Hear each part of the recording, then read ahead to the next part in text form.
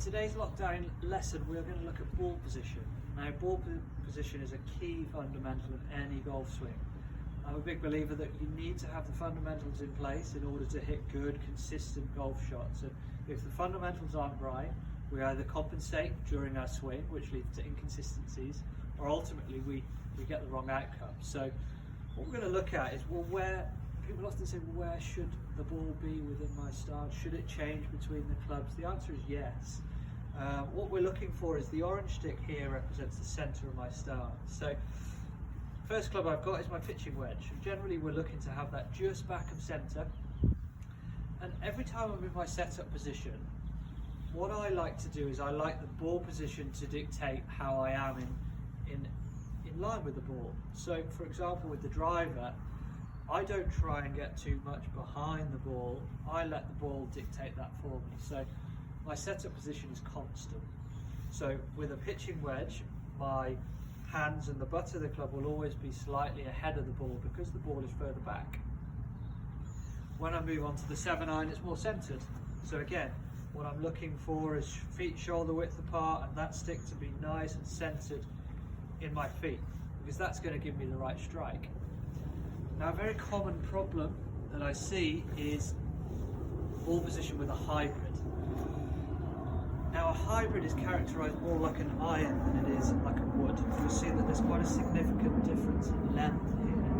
Now, this is a 3 hybrid, so it should be characterized as a 3 iron, not a 3 wood. Generally, people tend to put the ball too far forward with a hybrid. Because it's a shorter shaft, we tend to hit up on the ball, which causes us generally to hit the top part and it will roll along the ground. You want to treat your hybrid more like an iron. So my advice would be is get that ball just forward of centre, just only fractionally, and treat it a little bit more like an iron than you would like a fairway would, because that moves me on to my next club, which is the fairway wood. Now, how I think about that is we're looking to have that probably 1/3 forward in our feet, because with a fairway wood we want that low sweeping strike. We don't want to hit down on the ball. We want that low sweeping strike that then gets that ball up in the air for us. And finally, the driver. Again, a common error is to have the ball too far back with the driver. Now, that causes a couple of problems. A key problem is that we tend to hit down on the ball. When you hit down on the ball, A, it's inefficient, it gives you less distance, you don't get a good strike, you don't get the speed off the club face. It's a very common term at the moment, ball speed. If you watch the golf on the telly, you'll see these pros and they're all talking about getting as much ball speed as they can. Another problem is when we hit down on the ball, we tend to hit down and we hit left.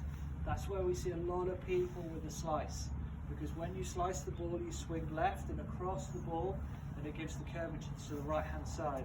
So a really good way to make sure we get this right is line that up with the inside of your foot. Big step to the left, to the right hand side if you're a right-handed golfer, because you'll see now that that ball is forward in my stance. I'm not trying to lean back, I've got my normal posture, which makes me slightly behind the ball. When I'm behind the ball, I can come from the inside slightly, but start to hit up on that ball.